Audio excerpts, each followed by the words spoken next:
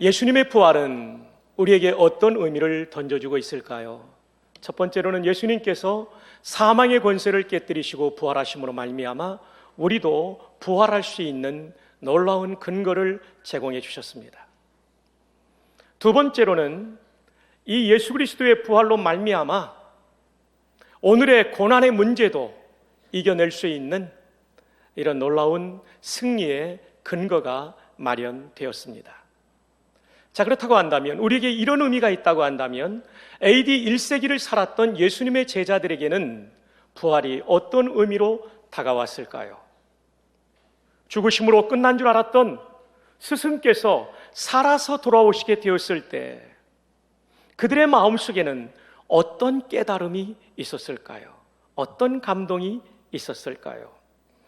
여러분들에게 좀 더 신선하게 이 본문을 설명해 드리기 위해서 제가 잠시 예루살렘 타임즈 기자로 이렇게 역할을 하겠습니다.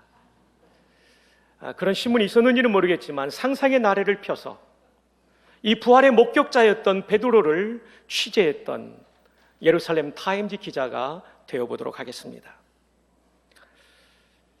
이제 제가 베드로를 만났습니다. 여러분도 상상의 나래를 펴시고 한번 같이 베드로를 만나러 갑시다. 예루살렘 타임즈 기자 박성규입니다. 베드로 선생님, 최근 나사렛 예수께서 부활하셨다는 소식을 들었습니다. 예루살렘 도시 전체에 잔잔한 파문이 일어나고 있습니다. 선생님께서는 나사렛 예수께서 부활하신 것을 보셨나요? 베드로가 대답합니다. 보았고요. 보았고 말고요. 사실 저도 처음에는 예수님이 부활하셨다는 사실을 믿기가 어려웠습니다. 십자가에서 그렇게 철저하게 죽으신 그분이, 예수님의 모친 마리아에 따르면 로마 군인들이 확인 사살까지 했던 그분이 살아나셨을 줄이야 전혀 생각하지 못했습니다.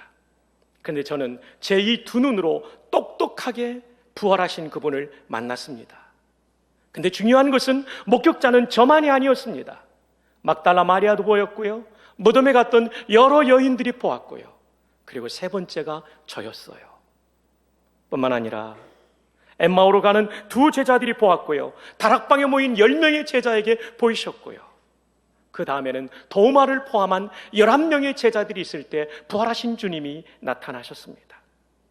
뿐만 아니라 갈릴리의 산에서 500의 형제들이 일시에 부활하신 주님을 목격하는 기가 막힌 일도 있었습니다. 동생이신 야고보를 만나 주셨고요, 갈릴리 호숫가에서 나 베드로를 포함한 도마와 나다나엘과 여러 제자들이 고기를 잡고 있을 때도 그분은 나타나 주셨습니다. 그리고 승천하시기 직전 예루살렘 근교 베다니의 감람산에서 그분은 수많은 성도들에게 부활하신 그분의 모습을 보여주며 하늘로 올려 가셨습니다. 이렇게 많은 사람이 목격했기 때문에 예수님의 부활은 사실이라고 저는 믿습니다. 특히 도마는 의심 많은 회의주의자였는데 도마도 부활하신 주님을 직접 목격하고는 믿음의 사람으로 바뀌었고 그도 부활의 증인이 되었습니다. 나사렛 예수께서는 분명히 살아나셨습니다. 제가 이렇게 또 묻습니다. 제가 듣기로는 베드로 선생님께서는 스승이신 예수님께 참 못된 짓을 했다지요. 혹시 만나 뵙는 것이 두렵지 않았나요? 맞아요. 제가 죽일 놈이죠. 예수님을 잠시나마 부인하는 배신을 했었기 때문입니다. 지금 생각하면 제가 참 비겁했어요. 그 여자아이가 뭐라고 그 여종 앞에서 이 아이가 알게 되고 사람들에게 알려지면 내가 죽을지도 모른다는 두려움 때문에 예수님을 저주하면서까지 부인했죠. 정말 제 평생에 씻을 수 없는 아픔입니다. 제가 그때 기도하지 않았기 때문에 마귀의 영적 공격에, 두려움이라는 공격 앞에 무너지고 만 것 같아요. 훗날에 제가요 베드로전서 쓸 텐데요, 아마 이런 내용도 기록할 것 같아요. 근신하라, 깨어라. 너희 대적 마귀가 우는 사자같이 두루다니며 삼킬 자를 찾나니 너희는 믿음을 굳건하게 하여 그를 대적하라. 이는 세상에 있는 너희 형제들도 동일한 고난을 당하는 줄 알미라. 사실 저는 예수님을 배신한 과거 때문에 예수님 만나기가 두려웠어요. 그래서 부활하신 주님을 만난 다음에도 예수님의 얼굴을 대면하기가 두려워서 저는 저 멀리 디베라 호숫가에 가서 고기를 잡고 있었습니다. 근데 주님이 그 자리에 저를 찾아오신 거지 뭡니까? 저는 주님이 저를 만나시고는, 야 베드로야, 너 그럴 수가 있냐? 나를 배신하다니 네가 말이야, 이렇게 책망할 줄 알았는데 그러지를 않으시고요, 네가 나를 아직도 사랑하니? 3번이나 물었어요. 저는 이 물음을 던지시는 예수님의 말씀 속에 예수님의 의도를 알아차릴 수가 있었어요. 나는 너를 용서하고 싶단다. 너와 나의 사랑의 관계가 회복되기를 바란다라는 메시지였어요. 저는 너무나 미안해서 고개를 들지도 못한 채 주님께서 제가 주님을 사랑하는 줄 아십니다. 그럴 때 주님은 저에게 내 양을 먹이라 치라고 말씀해 주셨어요. 부끄러운 저를 용서하시고 이제는 사도의 직분을 회복시켜 주신 것이었지요. 사람이 용서를 받는다는 것만큼 가슴 뭉클한 일도 없을 것 같아요. 예수님의 그 사랑이, 그 용납이 제 마음속에도 감동이 됩니다. 저도 예수 믿을 것 같습니다. 자, 그렇다면 앞으로 베드로 선생님은 어떤 계획을 가지고 계실까요? 베드로가 말합니다. 네, 우리 주님의 부활하신 것이 너무나 확실한 사실이기 때문에 이 부활의 증인이 되어 이 부활의 복음, 십자가의 복음을 전함으로 더 많은 사람이 구원받을 수 있도록 제 심장에 뜨거운 피가 식는 그날까지 부활의 증인으로 살아가려고 합니다. 그래서 한 사람이라도 더 영생을 얻는 일에 최선을 다할 것입니다. 예루살렘 타임즈의 박성규 기자는 기사를 이렇게 마무리하고 있었습니다. 한때 도망자요 배신자였던 베드로 선생의 이런 변화는 정말 상상할 수 없는 것이었다. 그뿐만이 아니라 의심 많은 도마를 비롯한 예수의 제자들의 변화는 부활이라는 충격적인 사실이 없이는 해석될 수 없는 것이었다. 그와 그의 동료들의 삶의 변화를 볼 때 나사렛 예수의 부활은 역사적 사실인 것이다. 그리고 앞으로 이 예수 공동체가 유대 땅과 인류의 역사에 미칠 영향은 매우 클 것으로 기대된다. 여러분 잘 쓴 것 같습니까? 그러면서 박 기자는 기사의 제목을 이렇게 헤드라인을 달았을 것 같아요. 예수의 부활은 사실이었다. 아니면 그들의 인생을 바꾼 부활, 그 역사적 사실. 이렇게 될 것 같습니다. 신약교의 시작을 보여주는 사도행전은 인사말이 끝나는 다음 절, 그러니까 사도행전이 1장에 1, 2절이 인사라면 그 인사말이 끝나는 다음 절인 3절에 부활을 증언하고 있습니다. 한번 보실까요? 그가 고난받으신 후에 또한 그들에게 확실한 하고 제가 슬래시를 해놨어요.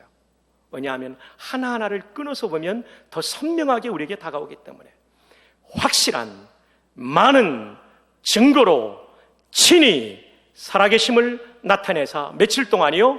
40일 동안 그들에게 보이시며 하나님 나라의 일을 말씀하시니라.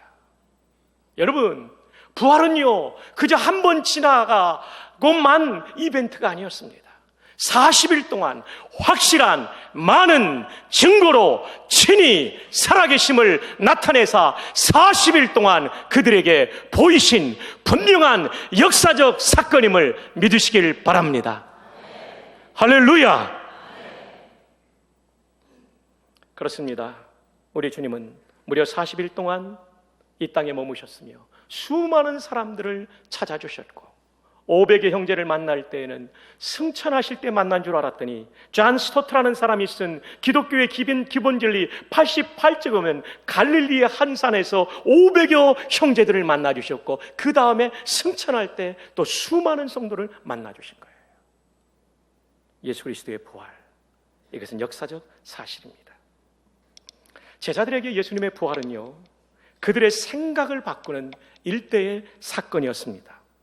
부활 사건 전에 제자들은 예수님을 어떻게 생각했냐면 정치적인 메시아로 생각했습니다.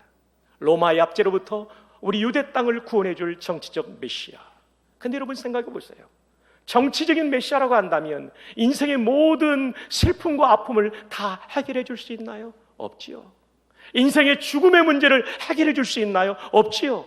지옥 가는 문제를 해결해 줄 수 있나요? 없지요.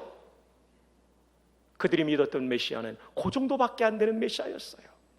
그런데 부활하신 주님을 보니까 우리의 메시아가 그런 지역적인 메시아가 아니라, 유대 땅에 국한된 메시아가 아니라 전 세계를 망라하는 메시아, 그리고 전 시대를 망라하는 메시아, 인생의 현실의 문제뿐만 아니라 정치적 주권의 문제뿐만 아니라 인생의 고통과 아픔과 눈물과 회한의 문제를 해결해 줄 수 있는 메시아, 그리고 죽음을 승리로 바꾸어 줄 수 있는 메시아, 그리고 죽음 이후에 영생의 문제를 해결해 줄 수 있는 진짜 메시아의 힘을 예수님의 부활을 통하여 제자들이 믿게 된 것입니다. 즉, 이 부활의 사건은 제자들로 하여금 예수님을 바라보는 시각을 완전히 바꾸어 버린 것입니다. 비로소 그들은 부활 때문에 십자가를 제대로 이해하게 된 것입니다. 부활 사건 전에는 이 십자가를 실패의 형틀로 바라보았습니다.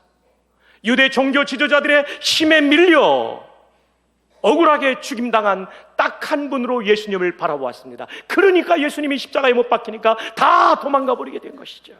그러나 부활하신 주님을 보니까 그분이 죽음까지도 이기실 수 있는 전능하신 분인데, 십자가에 매달려 죽은 것은 힘이 없어서 죽은 것이 아니라 전능한 힘이 있었지만 거기서 전능한 힘을 다 빼고 우리를 구원하기 위해서는 단 한 명의 완전한 인간의 속죄 제물이 필요하기 때문에 자신의 힘을 쓰는 것을 포기한 채 우리를 위해서 죽임당했다는 것을 깨닫게 된 것이죠. 할렐루야.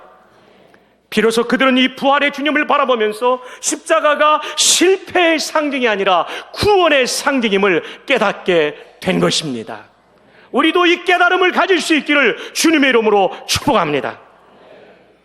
자, 오늘 본문을 봅시다. 사도행전 3장 13절에 아브라함과 이삭과 야곱의 하나님, 곧 우리 조상의 하나님이, 아브라함과 이삭과 야곱의 하나님은 언약의 하나님, 이스라엘의 뿌리가 되시는 하나님, 이스라엘을 세우신 하나님이라는 뜻이죠. 그들에게는 굉장히 중요한 메시지죠. 그의 종 예수를 영화롭게 하셨느니라. 예수님이 하나님과 상관없는 일을 한 것이 아니라 하나님이 기뻐하는 일을 했기 때문에 하나님이 그를 영화롭게 하셨다. 그 영화롭게 된 것이 무엇일까요? 계속해서 읽으면 나옵니다. 문맥을, 컨텍스트를 따라갑시다. 너희가 그를 넘겨주고 빌라도가 놓아주기로 결의한 것을 너희가 그 앞에서 거부하였으니, 14절 여러분, 너희가 거룩하고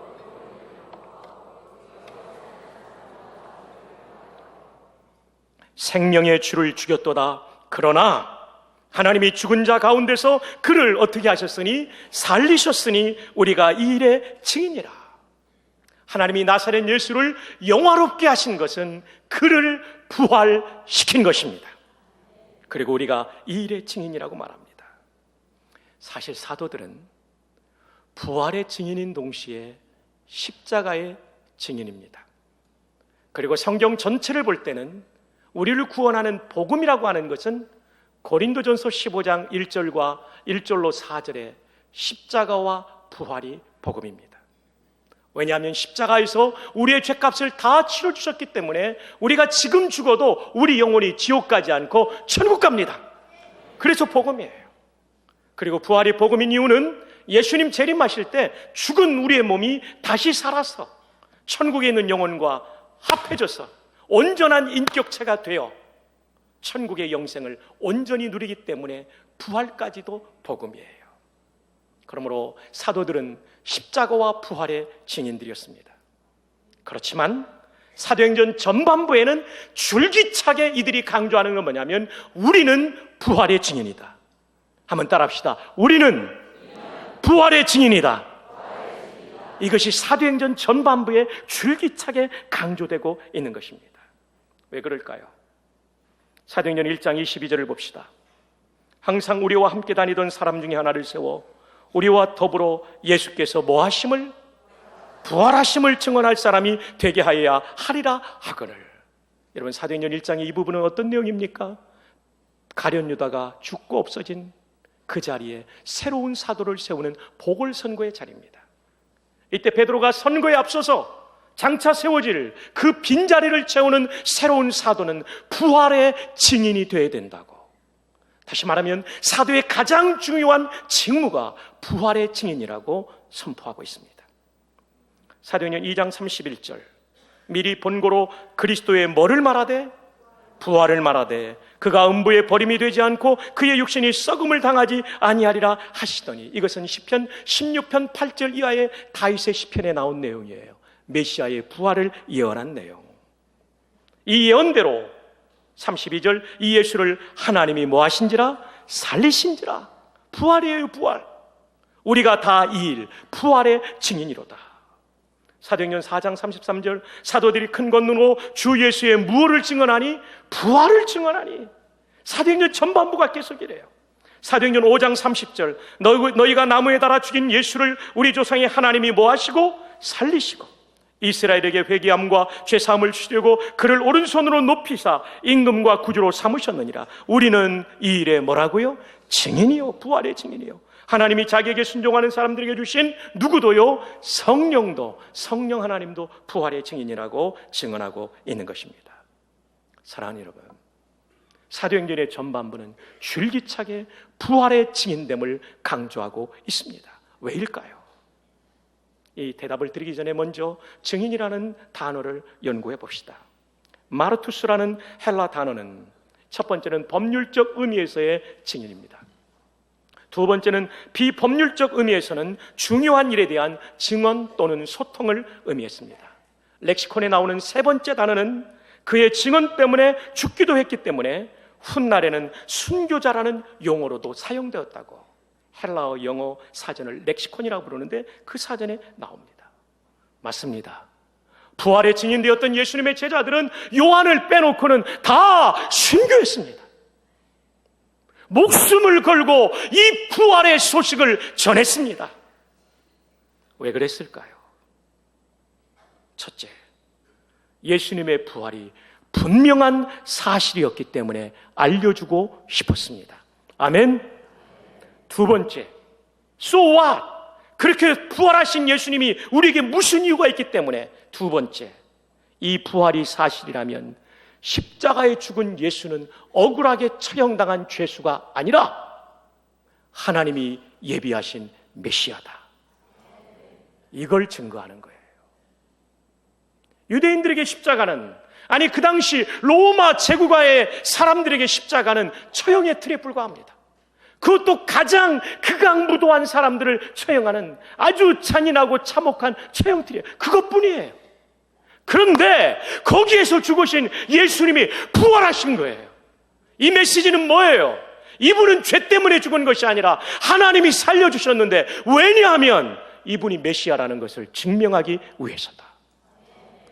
여러분 아멘입니까? 따라서 부활 사건은 예수님의 메시아 되심을 증명하는 사건이 되는 것입니다. 힘없는 유대 청년 랍비의 죽음이 아니라 거기에 달린 예수는 구약 창세기 3장부터 예언된 속죄 제물이 되어서 우리를 구원할 메시아라는 사실을 강력하게 사도행전 전반부는 증거하고 있는 것입니다. 예수님의 부활은 그분이 메시아이심을 입증해주는 사건입니다. 그래서 케임브리지 대학의 CFD 모울이라는 교수는 이런 증언을 합니다. 부활 사건 외에 기독교의 기원을 적절하게 설명해 줄 수 있는 것은 없다. 기독교가 일어난 거 부활 아니고는 설명이 안 된다는 거예요. 맞잖아요, 여러분. 십자가에 돌아가시자 다 도망가랬어요. 다 도망간 사람들이 기독교를 어떻게 세워요? 부활하신 주님을 만났기 때문에 모여가지고 세운 것입니다. 아멘 좀 하세요. 믿으십니까? 부활 아니고는 설명이 안 돼요. A.M. 램지라고 하는 박사는 이렇게 말합니다. 나는 예수의 부활을 믿는다. 왜냐하면 예수의 부활이 없으면 그 후에 발생한 여러 사건들을 도저히 설명할 수 없기 때문이다. 제자들의 변화, 신약교의 출범, 그리고 목숨 걸고 십자가와 부활을 전한 것을 부활 외에는 설명할 수 없고 해석할 수 없다는 것입니다. 여러분, 이 얘기를 드리고 오늘 말씀을 마치려고 합니다. 1972년도에 미국 역사상 가장 충격적인 사건이 벌어지게 됩니다. 6월 달이었죠. 대통령 선거를 앞두고 현직 대통령이 공화당 후보입니다. 재선을 노리고 있었고요. 민주당 후보와 경합을 벌이는 상황 속에서 공화당 선거운동본부는 민주당의 전략을 캐치해서 반대 전략을 통해서 공화당이 승리함으로써 닉슨 대통령이 재선되기를 꿈꾸고 있었습니다. 그래서 그들은 도덕적으로 해서는 안 될 범죄를 저지르게 됩니다. 워터게이트 빌딩에 차려놓은 민주당 선거운동 본부에 도청 장치를 설치한 거예요. 워터게이트 빌딩은 링컨 메모리얼, 링컨 기념관 뒤쪽에 있어요. 포토맥 강변 옆에 있어요. 가보시면 알아요. 거기에 도청 장치를 설치한 거예요. 근데 이것이 나중에 발각이 되었습니다. 언론에 흘러나와서 전국이 떠들게 되었을 때, 들끓게 되었을 때 닉슨 대통령은 자신의 관련을 부인했습니다. 그러나 나중에 밝혀보니까 대통령도 알고 있는 사실이었고 그는 대통령직에서 하야하게 됩니다. 이때 닉슨 대통령과 함께 어려움을 당한 사람 가운데 닉슨 대통령의 법률 담당 특별보좌관이었던 찰스 콜슨, 이 찰스는 영어로 애칭이 척입니다. 척 콜슨으로 알려진 이 사람이 있었는데 그는 이 사건을 통해서 교도소에서 수감되어 있는 동안에 예수 그리스도를 개인의 구주로 인격적으로 영접하게 됩니다. 그리고 그는 책을 쓰게 되는데 그 책의 이름이 거듭남, Born Again. 정말 Born Again 크리스찬이 되었어요. 거듭난 진정한 예수 믿는 사람이 되었어요. 그는 이 책에서 닉슨의 워터게이트 사건과 예수 그리스도의 부활 사건을 아주 선명하게 비교하면서 예수님의 부활이 사실임을 이렇게 증명하고 있습니다. 그의 주장에 따르면 당시 워터게이트 사건이 터졌을 때 닉슨 대통령의 보좌관들은 한 자리에 다 모였다고 합니다. 한 10여 명의 보좌관들이 모였는데 이들은 한결같이 미국에서 가장 탁월한 변호사들이었습니다. 얼마나 머리가 좋았겠어요. 그들은 닉슨의 열렬한 추종자들이었고 닉슨 대통령을 위해서는 무엇이든지 할 수 있는 준비가 된 사람들이었습니다. 그리고 워터게이트 도청 사건을 은폐하기 위하여 그들은 온갖 죄를 짜내었습니다. 그리고 수사기관의 수사를 받기 전에 관련된 모든 사람들이 입을 다 맞추었습니다. 근데 어떻게 된지 아십니까? 수사가 시작된 지 18일 만에 그들의 은폐 기도는 무참히 깨져버리고 말았습니다. 그렇게 정교하게 그리고 그렇게 아주 친밀하게 입을 맞추었던 그들이 개별 조사가 시작되자 서로의 진술이 일치하지 않기 때문에 이것이 음모였다는 것이 밝혀지게 된 것입니다. 여러분, 이것은 무엇을 우리에게 시사해 주고 있습니까? 거짓은 그 무엇으로도 지킬 수, 은폐할 수 없다는 사실입니다. 비록 그들이 당대 최고의 권력을 누리고 있었으며 최고의 법률 전문가들이었음에도 불구하고 또한 닉슨에 대한 열렬한 추종심을 가지고 있었음에도 불구하고 그들이 지키고자 했던 것이 거짓이었기 때문에 그들은 그것을 지킬 수 없었던 것입니다. 왜냐하면 거짓은 인간의 어떤 지혜와 권력으로도 지켜지지 않는 법이기 때문입니다. 찰스 콜슨은 이렇게 말합니다. 당시 최고의 지성인이었던 그들이 치밀하게 꾸민 거짓이 18일을 넘기지 못하고 들통이 났는데, 그리고 열렬한 추종자들이었던 그들의 음모가 들통이 났는데, 만약 2000년 전 무식한 갈릴리의 어부들이 거짓으로 예수님의 부활을 꾸며낸 것이었다면 그것이 지난 2000년이란 시간과 공간을 초월하여 어떻게 오늘날까지 지켜줄 수가 있겠는가? 법률 전문가이니까 아주 논리적으로 설명하죠. 그렇다. 갈릴리의 무식한 제자들이 증거한 예수 그리스도의 부활의 증언이 지난 2000년 동안 깨지지 아니한 것은 그것이 바로 진실이었기 때문이다. 다시 한번요. 갈릴리의 무식한 제자들이 증거한 예수 그리스도의 부활의 증언이 지난 2000년 동안 깨지지 아니한 것은 그것이 바로 진실이었기 때문이다. 그렇습니다. 예수님의 부활은 역사적 사실입니다. 이것을 통하여 예수님이 메시아 되심을 증명한 사건입니다. 그렇다면 이제 우리는 어떻게 살아야 될까요? 첫 번째, 부활 신앙을 단단히 가지시기를 바랍니다. 예수님 부활하셨습니다. 믿으시면 아멘. 이 사실은 오늘을 사는 우리에게도 능력이 됩니다. 오늘 본문이 15절까지인데 바로 그 다음 절이 몇 절일까요? 16절. 어떻게 알았어요? 16절이에요. 보십시다. 그 이름을 믿음으로 그 이름이 너희가 보고 아는 이 사람이 누구냐면 사도행전 3장의 앞부분에 나오는 성전 미문 앞에서 구걸하던 걷지 못하던 이 사람을 성하게 하였나니 예수로 말미암아 난 믿음이 너희 모든 사람 앞에서 이같이 완전히 낫게 하였느니라. 부활하신 주님의 능력이 40년 동안 걷지 못하던 이 사람을 걷게 한 거예요. 사랑하는 여러분이요, 여러분의 인생에 걷지 못하는 것 같은 인생의 장애가 무엇입니까? 부활의 주님을 믿음으로 기도하는 가운데 그분의 도움으로 승리할 수 있기를 축복합니다. 이 부활신앙입니다. 두 번째, 부활 소망을 단단히 가집시다. 주님의 재림 때 이 몸도 죽고 난 다음에 부활하게 될 줄 믿습니다. 우리는 이 땅이 끝이 아닌 사람들입니다. 예수님의 재림의 끝을 볼 거예요. 여기에서 떵떵거리고 살고 좋은 집, 좋은 차, 좋은 문화 누릴 수 있는데 누려야 되겠죠. 그러나 그것이 목표가 되면 안 돼요. 주님 앞에 서는 그날 너는 내가 맡긴 십자가 어떻게 하다가 왔느냐 물을 때 이 십자가 교회에서, 가정에서, 일터에서 이렇게 지고 가다가 이런 열매를 적지만 맺고 왔습니다 라고 고백할 수 있는 충성스러운 부활의 증인들이 되기를 주님의 이름으로 축복합니다.